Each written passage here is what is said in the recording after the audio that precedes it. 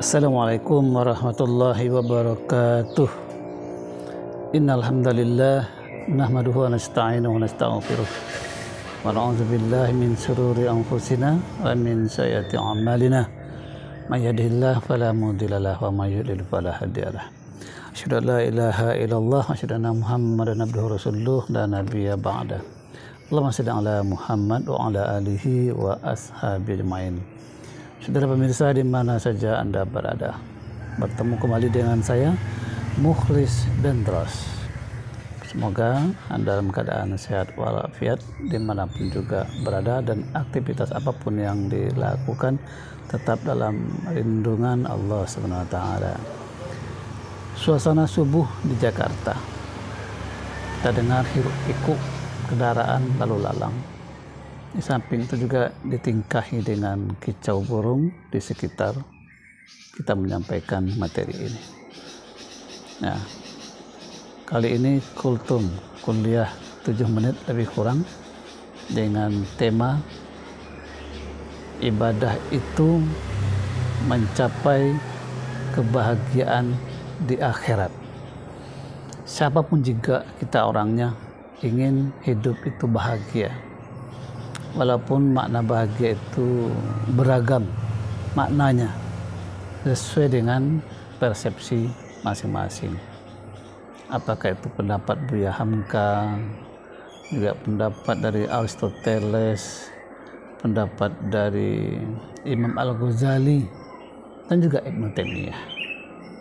Kita sendiri pun mengartikan bahagia itu sesuai dengan keinginan kita. Di antaranya mungkin merasa senang, tidak ada penyakit, kemudian segar bugar, bisa makan yang lahap, tidur yang nyenyak, bisa melakukan perjalanan kemana saja, walaupun hidup pas-pasan. Pas mau ke Jakarta bisa, pas mau umroh juga bisa, pas mau kurban bisa. Artinya semua yang kita lakukan itu, yang kita inginkan itu bisa kita laksanakan. Itu juga mendatangkan kebahagiaan. Ya, ini makna bahagia yang kita rasakan. Tapi kebahagiaan itu tidak sebatas di dunia. Bagaimanapun juga kita bahagianya di dunia itu paling lama 60 tahun. Ya, seumur kita. Karena setelah itu kita masuk kepada alam barzah namanya, ketika kematian menjemput. Nah, bahagia di dunia tidak selamanya. Begitu juga bagaimanapun juga kita sengsara di dunia tidak selamanya. Paling lama 60 tahun. Kemudian kita nanti diperhitungkan di alam barzah sampai kiamat dan akhirat. Nah, kehidupan yang pasti dan abadi itu adalah kehidupan yang disebut dengan akhirat. Tak satu pun ayat atau hadis dan juga pendapat ulama yang menyatakan kehidupan dunia itu lebih baik daripada kehidupan akhirat. Nah, yang benar adalah kehidupan akhirat itu sementara, hanya sebagai tempat kita untuk berladang nanti panennya di akhirat. Nah, kehidupan yang pasti dan abadi itu adalah kehidupan di akhirat. Boleh kita mencapai bahagia di dunia, tapi jangan lupa ada kebahagiaan yang abadi, yaitu di akhirat. Mungkin kita merasakan kehidupan sengsara di dunia, tapi jangan putus asa. Ada harapan jauh ke depan, yaitu bahagia di akhirat. Kebahagiaan di akhirat itu selamanya dan abadi. Ketika kita meninggal, maka yang mengantarkan kita ke keranda, ke pusara, ke kubur itu paling tidak ada 3 hal. Yang pertama yang mengantarkan kita ke kubur itu adalah harta kita.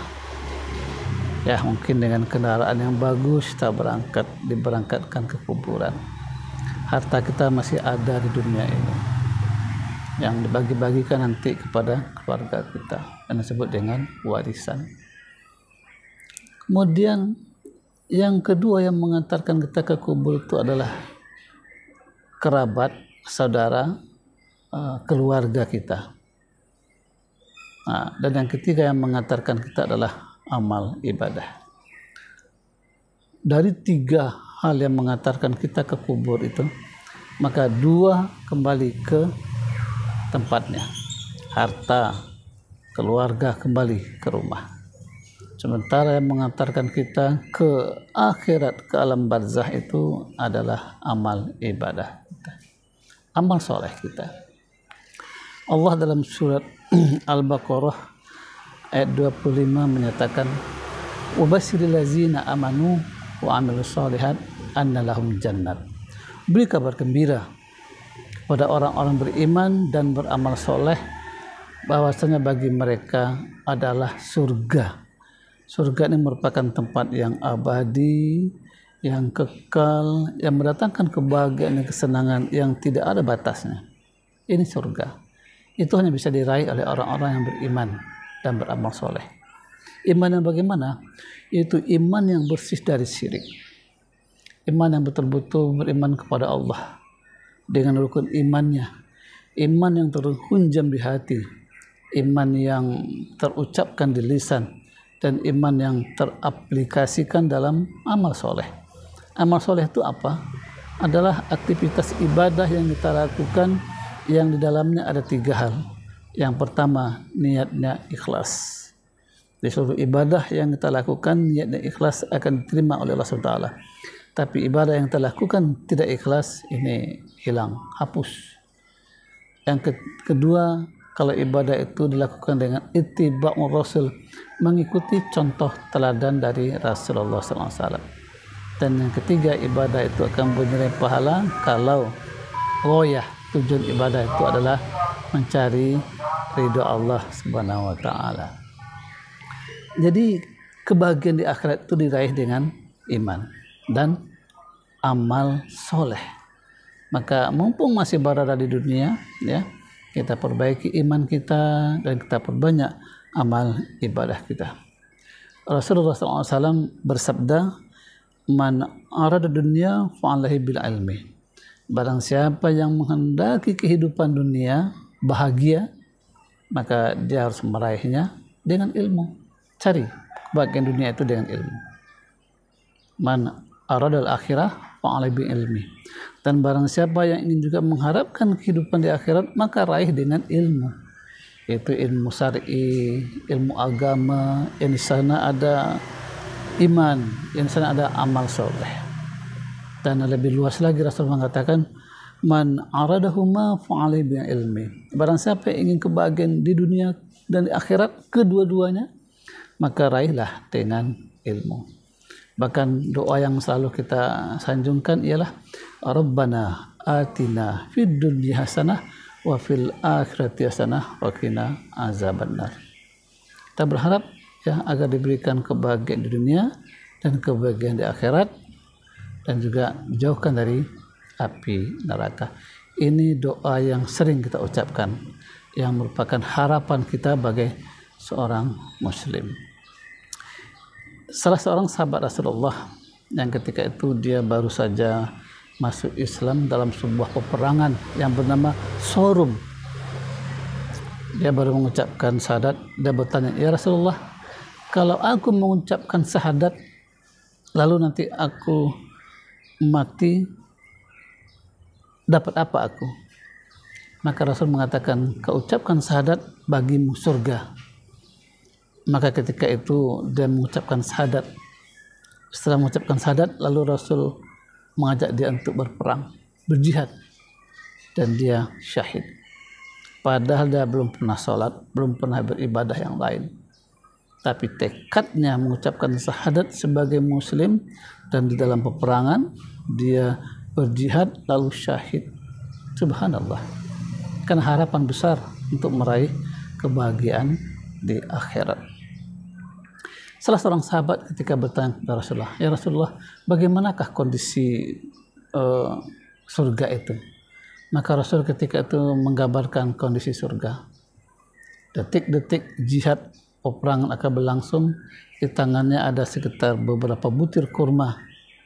Maka ketika itu dia mengatakan, "Ya Rasulullah, Kalau aku habiskan kurma ini dan aku makan, maka lama waktunya. Maka dia campakkan kurma itu dan dia berangkat untuk berjihad. Begitu antusiasnya untuk mencari kehidupan bahagia di akhirat. Kebahagiaan di akhirat itu belum pernah terbayangkan oleh pikiran kita, belum pernah terngiang di telinga kita, belum pernah kita rasakan. Nah, bahkan surat Al-Baqarah tadi 25, selanjutnya Allah mengatakan ketika orang-orang berada di surga itu, lalu Allah berikan kepada mereka minuman, makanan, dan mereka mengatakan, ini makanan ini ada di dunia, buah-buahan ini ada di dunia. Tapi ketika mereka rasakan satu saja buah yang ada di akhirat itu luar biasa rasanya. Jadi bentuknya bisa sama, namun rasanya berbeda. Yang jelas bagi seorang mukmin, ya, harapan terakhir dia dalam hidup ini adalah bahagia di dunia, silakan, dan nanti dia juga ingin mencapai kebahagiaan di akhirat, dan semua itu bisa diperoleh dengan ibadah. Ibadah lah yang akan mengantarkan kita ke surga dengan iman yang baik dan ibadah yang banyak. Saudara pemirsa, di mana saja Anda berada, maka mumpung masih ada waktu, kita gunakan waktu kita untuk beribadah. Apakah ibadah khusus, ibadah umum, sehingga tidak ada waktu kita itu sia-sia, mubazir, kecuali semuanya untuk beribadah kepada Allah. Jangan sampai waktu kita itu habis untuk jalan-jalan, untuk hal-hal yang tidak ada manfaat, yang akhirnya sulit bagi kita untuk meraih kebahagiaan di akhirat.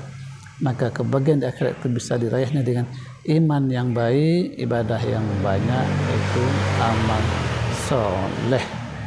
Nah, demikian. Mudah-mudahan kita diberikan adalah Subhanahu wa ta'ala kemudahan untuk melaksanakan ibadah dengan maksimal, sehingga kita meraih derajat yang disebut dengan husnul khotimah, dan kemudian melewati yang namanya alam barzah sampai kiamat, sampai saat berbangkit dan hisab, dan sampai berada di puncak kebahagiaan, yaitu di jannah, di surga.